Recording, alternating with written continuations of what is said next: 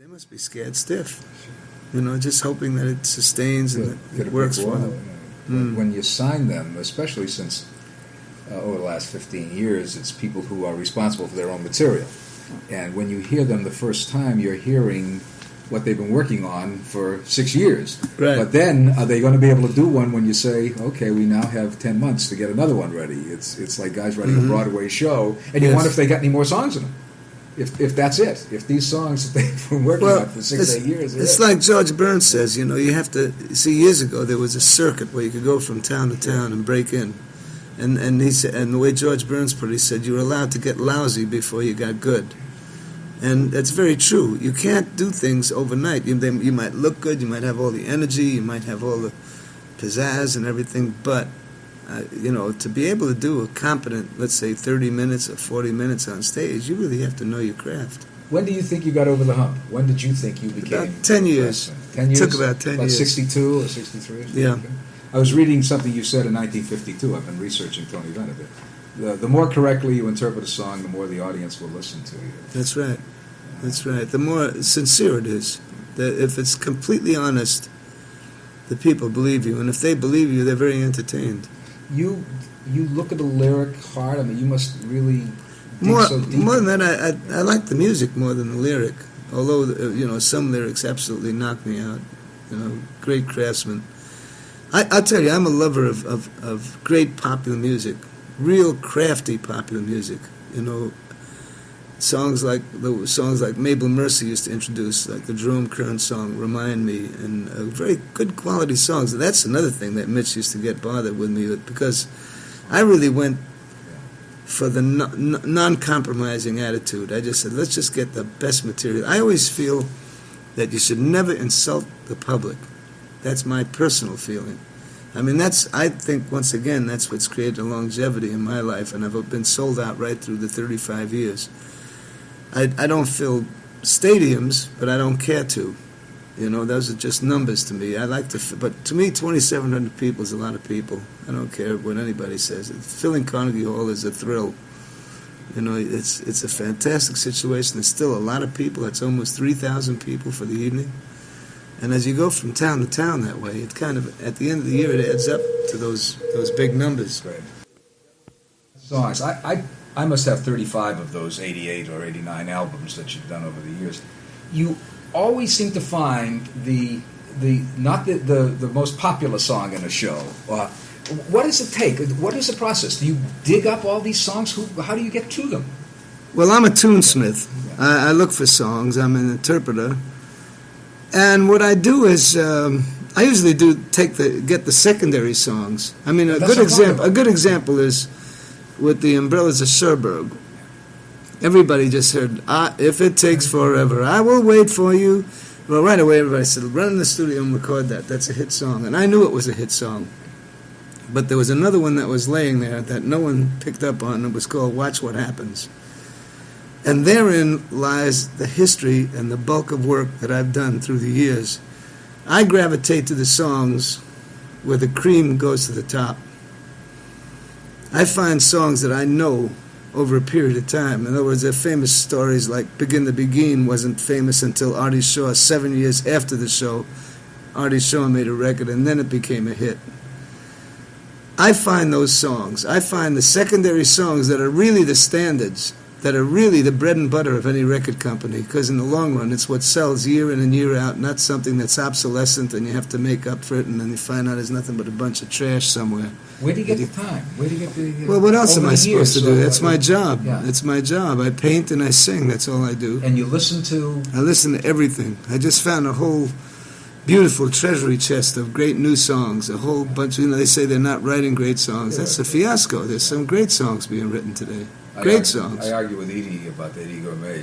They live next door to us at the beach. They're beautiful people. Yeah. But she's always busting my chops. She says there hasn't been a good song written in 30 years. That's not true. Come on, Edie. That's not true. That's not so. I mean, I love Edie. She's a great person and a great singer. But that's really not true. There's really a gang of songs. The only difference is the change in the business. I mean, they don't trust the performers, and they're telling the performers what to do. because a lot of the companies have publishing companies, and they're moving their own things, etc. A lot of different things going on like that. So therefore, a good songwriter has a rough time today. A good crafty songwriter in the tradition of, let's say, a Cole Porter, or an Irving Berlin, or someone that just writes at a high level, very high level, like a Jerome Kern. There are songwriters out there today that write that well. Did those people like Cole Porter, did you meet them? I never met them. No, that's way before my time. They were gone before you came along too? No, they were around, but they just died in about 4 years after I finished. Did you ever meet Ira Gershwin while you were out here? I met Ira Gershwin, yes, and he was a wonderful person. I consider him, the way I describe his lyric writing is he's one of the sanest men that I've ever read. He's very sane. His words have full sanity to them. He lived across the street from my house, and I still, I take his wife walking everywhere. So that's nice. He loved you. He loved Bobby Short doing his songs. Mm-hmm. There were about 4 or 5 people that because I would go in and talk with him. He was bedridden and he couldn't get out very much in the last 3 or 4 years of his life. Oh, that's too bad. He'd have music, and I would send him songs that I thought were really terrific. The great story when I met him was up at Chapel Music, and they were all very excited about him. They said I had made a record called Hi Ho that was never put in a Fred Astaire movie, but it's a terrific song that was written for Fred Astaire, and they never put it in. So I recorded it. And they said, we have a record. This is when they were showing me the song, Hi Ho. And they said, we have a record. And they said, Mr. Gershwin, they said, this record is in stereo. And he said, I don't need stereo. I have 2 ears. And I like that. I thought that was very clever. What he was really saying is what he wants is a good performance. He doesn't care whether it's monaural, stereo, or what have you. As long as the performer gives a good performance to the song, you got something on your hands. And of course, he listened to what you did with words too. Well, yeah.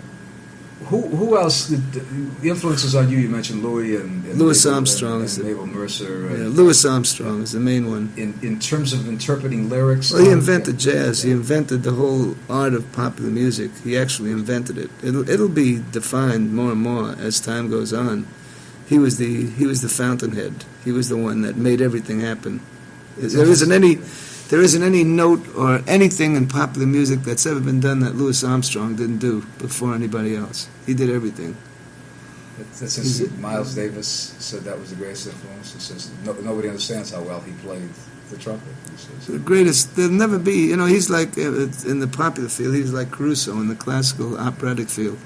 There's no one. There'll never be another Louis Armstrong. How about Basie, though?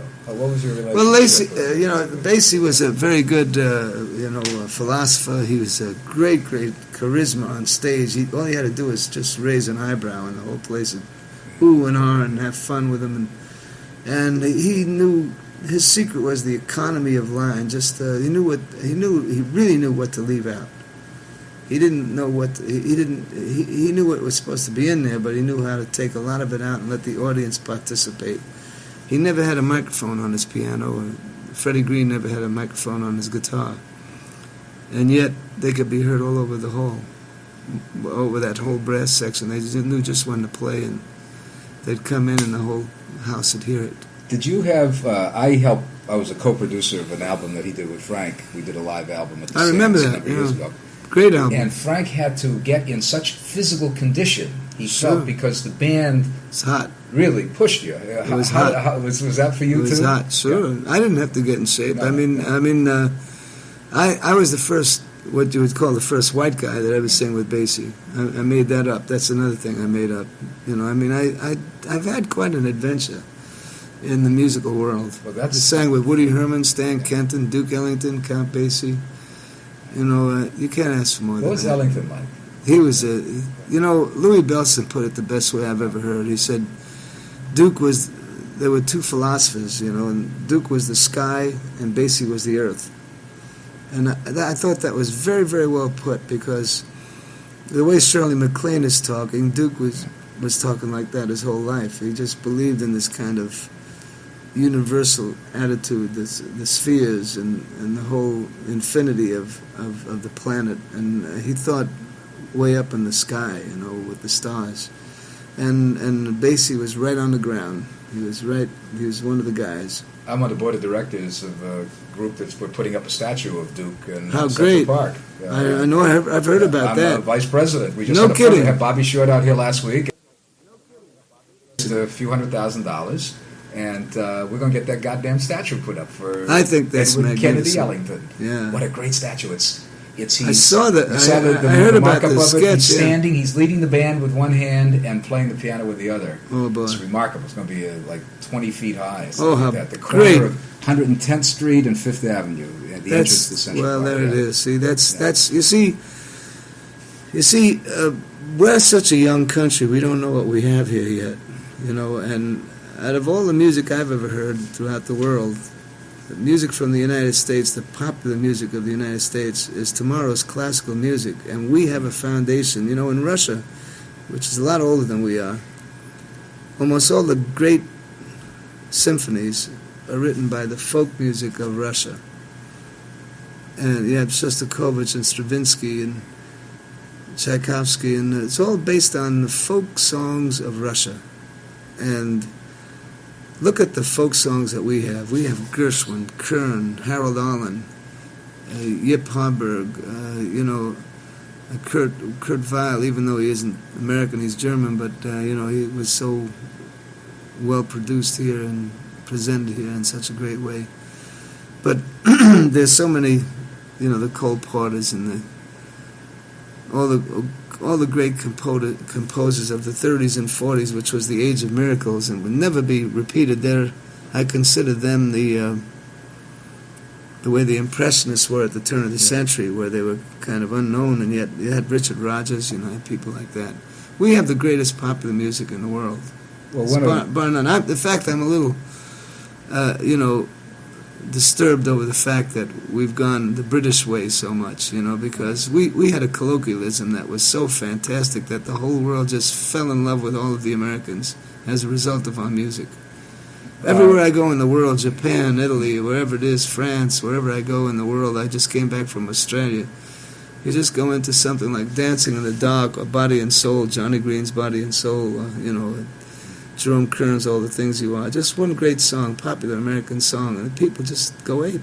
They love it. Paul McCartney told me when he and Lennon came here for the first time with the Beatles, all they wanted was to be regarded as serious songwriters by people like that. I mean, they were no longer around, but by even Sammy Cahn and Paul Francis Webster and Sammy, that's all they wanted. That's the music they grew up with. Marcel Legrand. Yeah, that's what they grew up Alan with. and Marilyn Bergman. Yeah. Stephen Sondheim, Burton Lane. There's still a lot of great composers. Cy Coleman. There's a lot of great composers around. There's still a lot of them. And are you hearing songs all the time? Oh yeah, I have a feast with it. We're talking about lyrics. Is there anybody that's come along in the last 15, 20 years you think that's a singer that works with lyrics the way Mabel Mercer? Billy Joel. Well, no, not like Mabel Mercer. No, not a Mabel Mercer, but a great interpreter of lyrics. No, not really. No, not lately. I like Charles DeForest a lot. Who's down at number 1 Fifth Avenue. Very clever songwriter, very intelligent interpreter. I must be honest with you. Any songs I've ever found were really in New York City. The best songs migrate to New York. Is it because of theater or what? I think it is. I think it's also the standard is high. Yeah. How about a songwriter like Burt Bacharach, Carol Sager? No. Not up to that level? No, they're good, but yeah. They're not way up there. Well, we got Marilyn and Alan out here.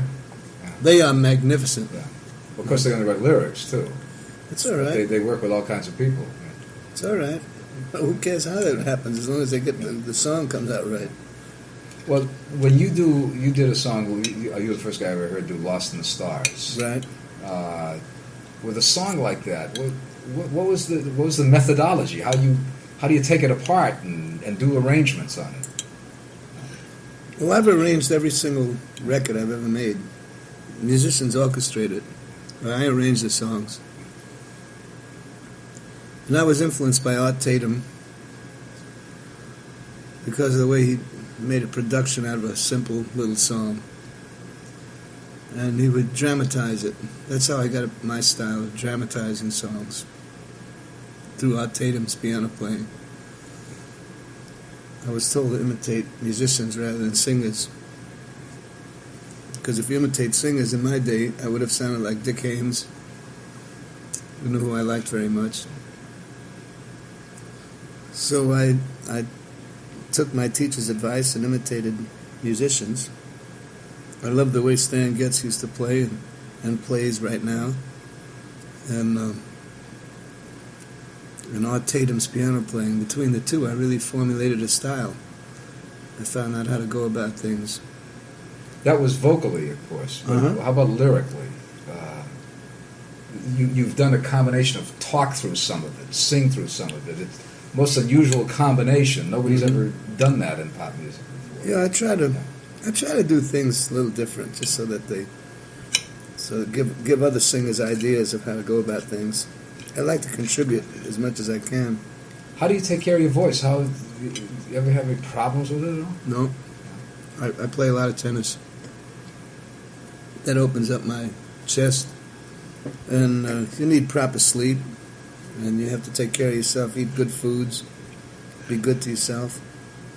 And it works. Neil Diamond said you're taking care of the office there when you're doing that. Oh, yeah. And you have to do your scales. If you don't do your scales, you get in a lot of trouble. Never had problems that way at all? No.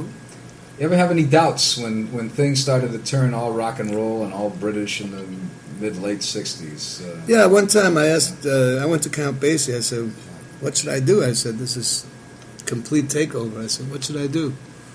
And he waited a beat and looked up at me with those big eyes of his, great looking eyes. And he said, why change an apple? And therein became my philosophy right there.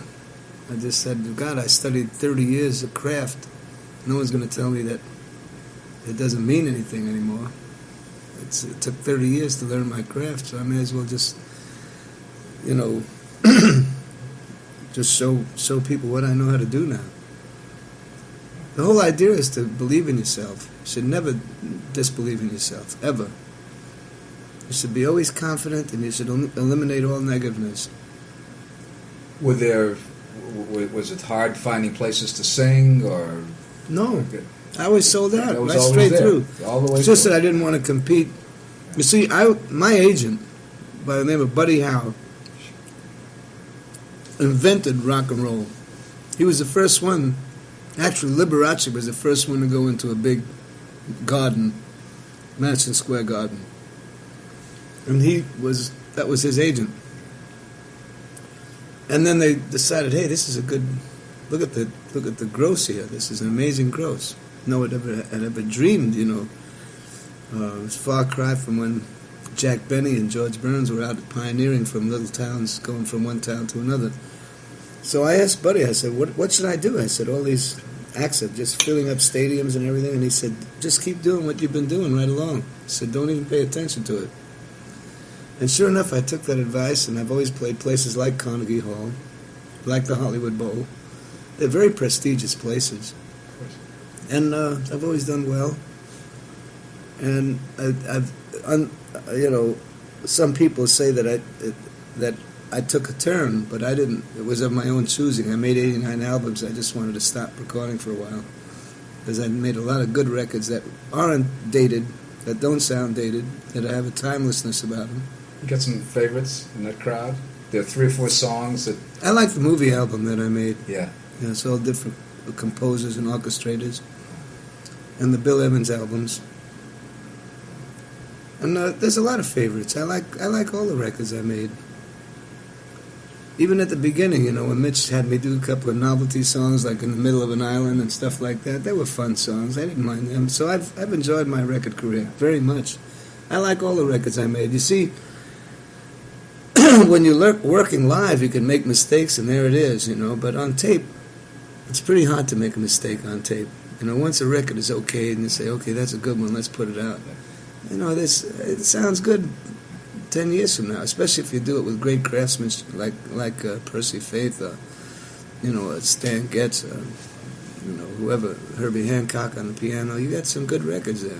When you are so highly into and so personally stylized with some songs, how hard is it to do them constantly and maintain that kind of freshness approach? Because you just don't sing them. You Right. interpret these things. Well, that's what separates the men from the boys. It's like an actor it's like this play Chorus Line, longest running play on Broadway. Now, those people in that cast have to do that every night. And what separates the men from the boys are the ones that keep it vital, like I saw for Me and My Girl, with that wonderful new actor in it. Robert Lindsay. And it was just like opening night. And here it was 2 years later, but it was like opening night. The cast was bright, the timing was perfect, the lighting was clean, the clothes were very well pressed, everything was perfect. And that takes a lot of work. Well, what do you have to do to get Same yourself thing. in there? And, Same thing. It has to just be, you have to psych yourself out. See, that's why I don't sing any songs I dislike. Because if I'm going to sing a song, like a lot of people say, God, don't you get tired of singing San Francisco? And I got a very good answer. I said, do you get tired of making love? Because I happen to love that city. It's the most beautiful city in the world, and it's in the United States. And what it's afforded me, the treasure that it's given me in my life, to be able to sing for 5 presidents and for 5 command performances, and then the way the public has treated me right through the years as a result, it's made me sustain right through the years. So it's a blessing to me. It's a great signature song. It subliminally, it talks about quality. It's all about quality, which is what I'm really all about. So I love this song. I don't get tired of it. I've never gotten tired of it, ever. I interviewed Ray Charles, who I did both Artie Shaw and Ray Charles. Artie Shaw says He's clever, man. Artie quit because he says they wouldn't let him change a note in the way he played the songs, and it made him crazy. He had to play begin to begin in front of the same way every time if he tried to do something. Mm-hmm. But Ray Charles says that he can go out there and it's a different song sometimes. What did I say? That's how I am. Yeah. I sing it different every night. Yeah. I'll sing the same show night after night, and it's different every show. I sing like a jazz horn. I'll sing just different every night, whatever the atmosphere is. Sometimes I'm a little tired, sometimes there's more energy than normal. I go with what's happening. Some days it's raining, everything's soggy. Other days it's nice and dry and everything's tight. So, you just go with, you have to roll with it. And Ray Charles has the right attitude. Just be flexible and make the moment count. Can you remember some appearances that stick out? I mean, some where an audience went, where all the circumstances were incredible. There was one with Martin Luther King. I remember that you did a show. Well, the funniest one was you mentioned Ray Charles. Yeah. It was one time I was at the Hollywood Bowl with Buddy Rich and Count Basie. And right in the middle of the performance, I heard the whole audience go, wow! And I didn't know what. I thought a musician fell off the stand or something.